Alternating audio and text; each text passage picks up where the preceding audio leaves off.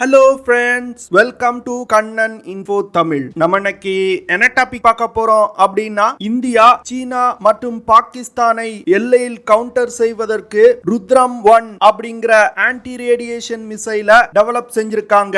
இந்த மிசைல் கூடிய விரைவில் இந்திய படையில் இணைக்கப்பட உள்ளது. இந்த வீடியோல ஆன்டி ரேடியேஷன் மிசைல்னா என்ன, இந்த மிசைலை இந்தியா எதற்காக டெவலப் செஞ்சிருக்காங்க, ருத்ரம் 1 மிசைலோட சிறப்பு அம்சங்கள் மற்றும் தாக்கும் திறன் குறித்து நம்ம டீடைலா இந்த வீடியோல பார்க்கலாம். இந்த வீடியோல ருத்ரம் 1 மிசைலை பத்தி நிறைய இன்ட்ரெஸ்டிங் ஃபேக்ட்ஸ் இருக்கு. அதனால ஸ்கிப் பண்ணாம கடைசி வரைக்கும் பாருங்க. நம்ம சேனல்ல டிஃபென்ஸ் ரிலேட்டடா தினம் ஒரு வீடியோ பப்ளிஷ் பண்ணிட்டு இருக்கோம். உங்களுக்கு டிஃபென்ஸ் ரிலேட்டடான செய்திகளை தெரிஞ்சுக்கிறது பிடிக்கும்னா நம்ம சேனலை சப்ஸ்கிரைப் பண்ணி சப்போர்ட் பண்ணுங்க. நீங்க பண்ற ஒவ்வொரு சப்ஸ்கிரிப்ஷனும் எனக்கு அடுத்தடுத்த வீடியோஸ் போடுறதுக்கு ஒரு மோட்டிவேஷனா இருக்கும். ஒரு 5-6 வருடங்களுக்கு முன்பு வரைக்கும் இந்தியாவுடைய மிசைல் டெவலப்மெண்ட் ப்ரோக்ராம்ஸ் அனைத்துமே ஒரு ஸ்லோ பேஸ்ல தான் நடக்கும். ஒரு மிசைலை டெவலப் செய்யறதுக்கு பல வருடங்கள் எடுத்துக்கிடுவாங்க. ஆனா சமீப காலத்துல இந்தியாவுடைய மிசைல் டெவலப்மெண்ட் அதிவேகமா நடந்துட்டு இருக்கு. அது மட்டும் இல்லாம இந்தியாவின் பாதுகாப்பு சம்பந்தமான விஷயங்கள்ல எந்த ஒரு வல்லரசு நாடும் தலையிட முடியல. குறிப்பா சொல்லணும் அப்படின்னா, இந்தியா ரஷ்யாவிடம் இருந்து S-400 ஏர் டிஃபென்ஸ் சிஸ்டத்தை வாங்கினதை சொல்லலாம். முதல்ல S-400 ஏர் டிஃபென்ஸ் சிஸ்டத்தை இந்தியா வாங்க முற்பட்ட போது அமெரிக்கா பொருளாதார தடைகள் விதிப்போம் அப்படின்னு மிரட்டல் விடுத்தாங்க. ஆனா இந்தியா அமெரிக்காவின் மிரட்டலை பொருட்படுத்தாமல் ரஷ்யாவிடம் இருந்து S-400 ஏர் டிஃபென்ஸ் சிஸ்டத்தை வாங்கி படையில் இணைச்சாங்க. இதிலிருந்து இந்தியா தன்னுடைய பாதுகாப்பு சம்பந்தமான விஷயங்கள்ல எந்த ஒரு வல்லரசு நாடும் தலையிட முடியாது அப்படிங்கறத உலகிற்கு உணர்த்தினாங்க. அது மட்டும் இல்லாம வெளிநாட்டில் இருந்து ஆயுதங்களை இறக்குமதி செய்வதை குறைத்துவிட்டு உள்நாட்டு ஆயுதங்களுக்கு அதிக முக்கியத்துவம் கொடுக்க ஆரம்பிச்சிருக்காங்க. அதனால இந்தியா வெளிநாடுகள்ல இருந்து இறக்குமதி செய்யக்கூடிய பெரும்பாலான மிசைல்களை உள்நாட்டிலே தயாரிக்க முயற்சி செய்து வந்துகிட்டு இருக்காங்க. 2020 வருடம் முதல்ல ருத்ரம் 1 அப்படிங்கிற மிசைலை இந்தியா டெவலப் செஞ்சிட்டு இருக்கிறதா அறிவிச்சாங்க. ருத்ரம் 1 மிசைல் இந்தியாவால் உருவாக்கப்பட்ட முதல் anti radiation missile. Anti radiation மிசைல்கள் உலகின் வெகு சில நாடுகளால் தான் உருவாக்கப்பட்டிருக்கு. Rudram 1 anti radiation missile development project 2012 வருடமே தொடங்கப்பட்டது. இந்த மிசைல் 317 கோடி ரூபாய் செலவுல டெவலப் செய்யப்பட்டிருக்கு. இந்திய விமானப்படை பலவிதமான ஆன்டி ரேடியேஷன் மிசைல்களை வெளிநாட்டில் இருந்து இறக்குமதி செய்து பயன்படுத்தி வந்திருக்காங்க. குறிப்பா சொல்லணும் அப்படின்னா AGM, WAE, AARGM, Mark 1, KH-31 போன்ற பல மிசைல்களை இந்திய விமானப்படை பயன்படுத்தி வந்துகிட்டு இருக்காங்க. இந்த மிசைலை பேஸா வச்சுதான் ருத்ரம் 1 மிசைல் டெவலப் செய்யப்பட்டிருக்கு. ருத்ரம் 1 ஆன்டி ரேடியேஷன் மிசைல் பிரத்யேகமா எதிரிகளோட ரடார்கள் மற்றும் கம்யூனிகேஷன் சிஸ்டங்களை தாக்கி அழிப்பதற்காகவே உருவாக்கப்பட்டிருக்கு. தற்போது இந்திய சீன எல்லையில் நிலவக்கூடிய சூழ்நிலை காரணமா India Rudram 1 anti radiation missile development project வேகப்படுத்தி இந்த மிசைலை வெற்றிகரமா டெவலப் செஞ்சிருக்காங்க. இந்த மிசைல் இந்த வருடத்தோட இறுதிக்குள் இந்திய படையில் இணைக்கப்பட உள்ளது. ருத்ரம் 1 ஆன்டி ரேடியேஷன் மிசைல் இந்திய விமானப்படையில் இணைக்கப்படுவதன் மூலம் இந்தியாவால் சீனா மற்றும் பாகிஸ்தானுடன் ஒரு 2 ஃப்ரண்ட் வார் வரும் சமயத்துல தன்னுடைய வான்பரப்பை பாதுகாத்துக் கொள்ள முடியும். அதே வேளையில இந்த மிசைல்களை பயன்படுத்தி எதிரிகளின் ரடார் மற்றும் கம்யூனிகேஷன் சிஸ்டங்களை தாக்கி அழிப்பதன் மூலம் இந்தியாவால் ஒரு டாக்டிக்கல் ஏர் டாமினன்ஸ் யுத்தத்துல பெற முடியும். ஒரு யுத்த நேரத்துல ஆன்டி ரேடியேஷன் மிசைல்களுக்காக அமெரிக்கா மற்றும் ரஷ்யாவை நம்பி இருக்கும் நிலை இந்தியாவிற்கு வரக்கூடாது அப்படிங்கிறதுக்காக தான் இந்தியா அதிவேகமா இந்த மிசைலை டெவலப் செய்து இந்திய படையில் இணைக்க உள்ளாங்க. ஆன்டி ரேடியேஷன் மிசைல்கள் யுத்தத்தோட தொடக்கத்துல அதிக அளவுல பயன்படுத்தும். ஒரு யுத்தம் நடக்கும் பொழுது யுத்தத்தோட தொடக்கத்துல சிட் அப்படின்னு சொல்லக்கூடிய suppression of enemy air defence ஆபரேஷன்களை விமானப்படை கேரி அவுட் பண்ணுவாங்க.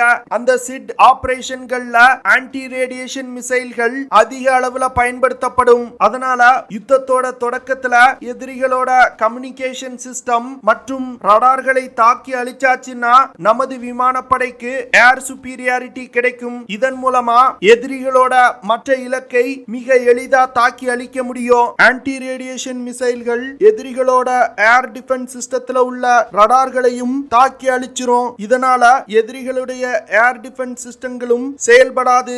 இவ்வளவு முக்கியத்துவம் வாய்ந்தது இந்த ஆன்டி ரேடியேஷன் மிசைல்ஸ். இதன் காரணமாக தான் சீன எல்லையில பிரச்சனை ஏற்பட்டதும் இந்தியா இந்த மிசைல் டெவலப்மெண்ட வேகப்படுத்தி இருக்காங்க. ருத்ரம் 1 மிசைல் 2020 வருடம் முதல்ல சூகோய் 30 MKI போர் விமானங்கள்ல இருந்து லான்ச் செய்து சோதிக்கப்பட்டது. இந்த சோதனை ஒடிசா மாநிலம் சந்திப்பூர்ல இருக்கக்கூடிய அப்துல் கலாம் ஐலண்ட்ல வச்சு நடத்தப்பட்டது. ருத்ரம் 1 ஆன்டி ரேடியேஷன் மிசைலோட முதல் சோதனையிலே இலக்கை மிக துல்லியமா தாக்கி இருக்கு.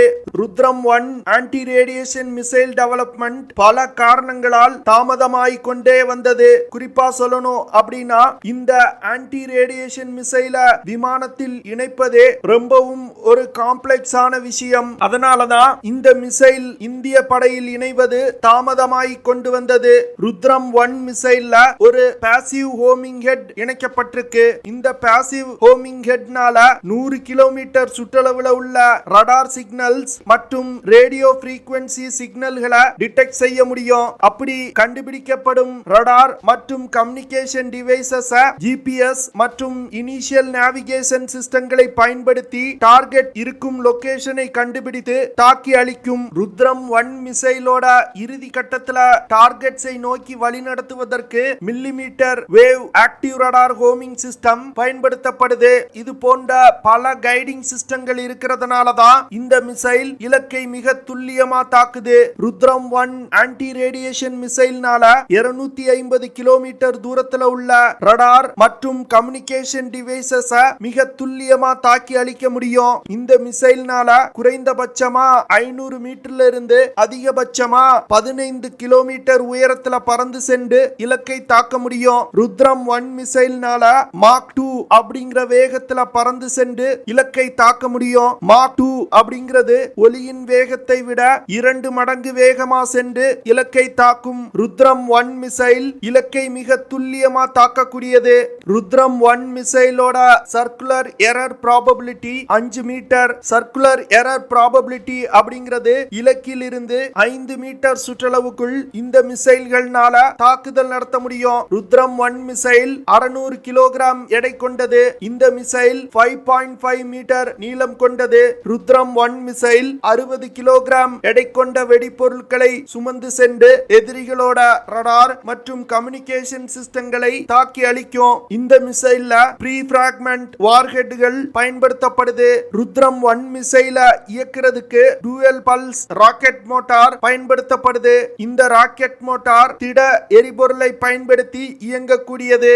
ருத்ரம் 1 மிசைல் முதல்ல Su-30 MKI போர் விமானங்கள்ல மட்டுமே இணைக்கப்பட்டிருந்தது. தற்போது இந்திய விமானப்படையில் பயன்பாட்டில் உள்ள மிராஜ் 2000, ஜாகுவார், தேஜாஸ் போன்ற அனைத்து விமானங்களையும் இணைக்கப்பட்டிருக்கு. DRDO ருத்ரம் 1 மிசைலோட டெவலப்மெண்ட் நடந்து கொண்டிருக்கும் பொழுதே 350 கிலோமீட்டர் சென்று தாக்கக்கூடிய ருத்ரம் 2 மிசைல் மற்றும் 550 கிலோமீட்டர் தூரத்தில் உள்ள ரடார்களை தாக்கக்கூடிய ருத்ரம் 3 மிசைலையும் டெவலப் செய்ய ஆரம்பிச்சிட்டாங்க.